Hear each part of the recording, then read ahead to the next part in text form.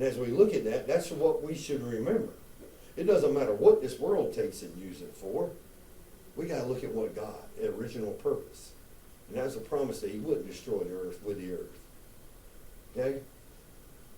God is faithful to his redemptive plan and promise because he promised that the Savior is going to come and redeem the world one day. So God knew he had to save Noah and his family so Abraham could come along, so Solomon could come along, so David and the different kings. All that line, the line of Judah, the kings of Judah had to pass that lineage of David down to Christ. So when Christ came into the world, he was born through that line that God promised David that he would be. There were times that he was going to allow Judah to be wiped out, but God always had a remnant. It's the same thing here. He wipes out the world, but he keeps that remnant. Have you ever really stopped to think about this, guys? The world was so corrupt that only 8 people made it out. I want you to grasp that for a minute. I want us to really think about that. The whole world was so corrupt. Mankind was so corrupt that only 8 people could make it out alive. That's pretty bad. You know? But God was true to his promise. The redemptive line had to keep going. So therefore, Noah and his family. And God looked at him and said, Noah's righteous. Noah loves God. He knew that. We live today in the promise that Jesus, see, I want you to see that. The promise that Jesus would come and bleed and suffer and die for us was fulfilled. Okay? That promise, that plan, look how many years it took from chapter 3 in Genesis till all the way in Matthew. I want you to think about how many years that is, guys. You're probably looking at 4,000 years maybe. Close to 4,000 years for that to take place. God's promise of a redeemer, a Messiah. Spoken about in Isaiah, Jeremiah, Zechariah. I don't know if y'all know this or not, but you know, a lot of times when we look at the foretelling of Jesus, we look at it Isaiah. You know, Zechariah was just as much foretelling of Jesus coming as Isaiah was. Just to put that out for your information. But what I want to try to gather in all this is God is true to his promises. God holds faithful to his people.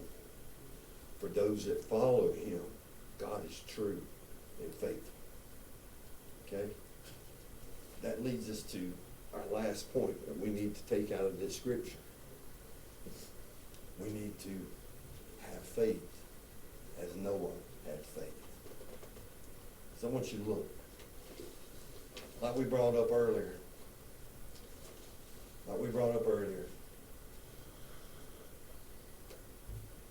God was telling Noah to build an ark in a world that had never seen rain. And what does verse 22 say?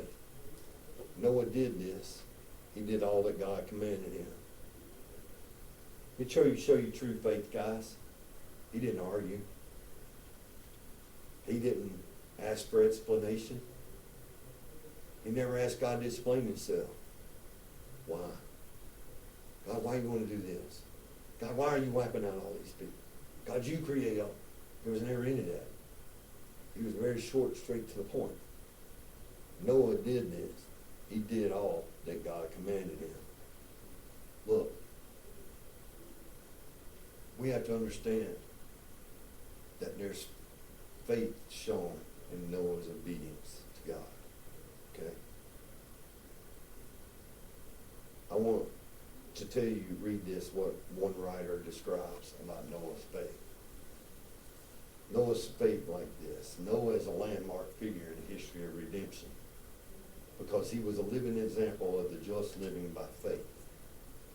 In Hebrews 10:38, the evidence of Noah's faith is seen in his trust in God, believing in his word, and acting in obedience to God's command to build ark.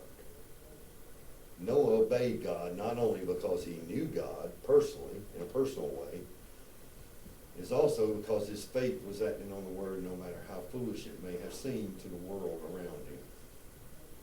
Noah, this is me now, end quote. Noah realized that the covenant was God's way of bringing man back to himself. See, with the sin in the garden, we've been discussing this. The sin separates man from God.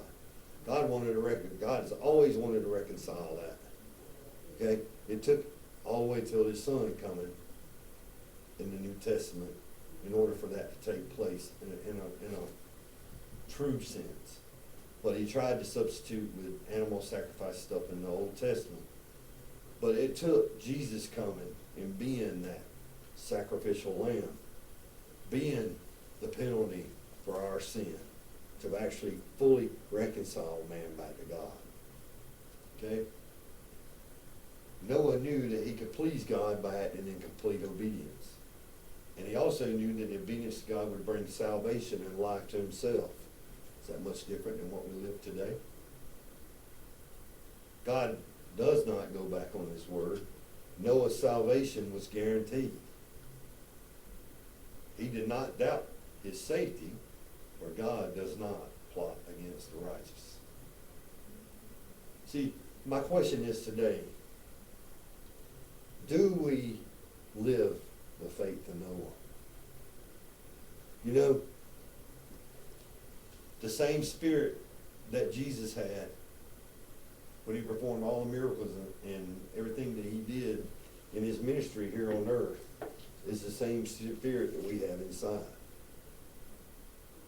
Do we use that spirit in faith? Do we portray a faith in this world?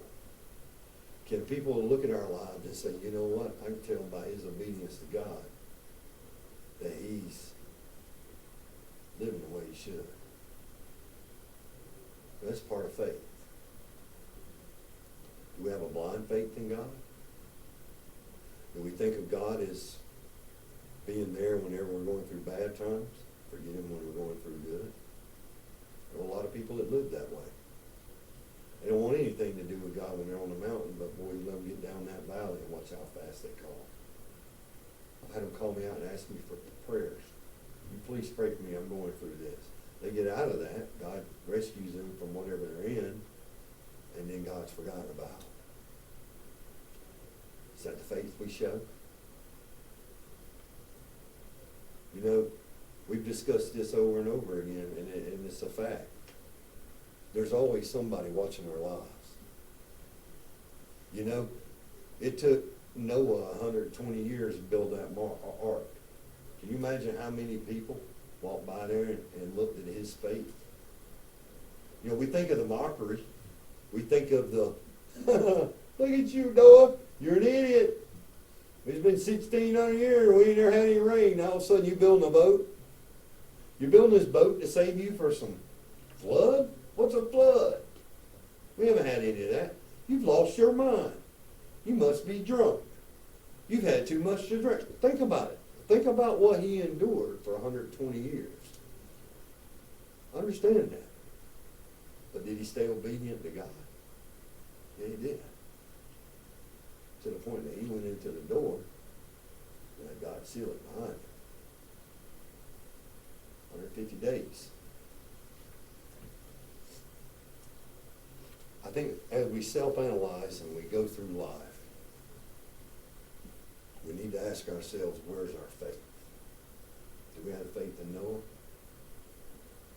Anytime we have something go on. I know there's some people that are going through job situations at the moment. Do I apply for this job? Do I do that job? Do I accept this one? Do I accept that one? You know, all I can tell you in that is keep your obedience and your faith in God to show you the way. You know? Like we've heard this morning, death is not where none of us gets out alive, guys, unless we're here for the rapture and the end. The rest of us, we don't get out alive.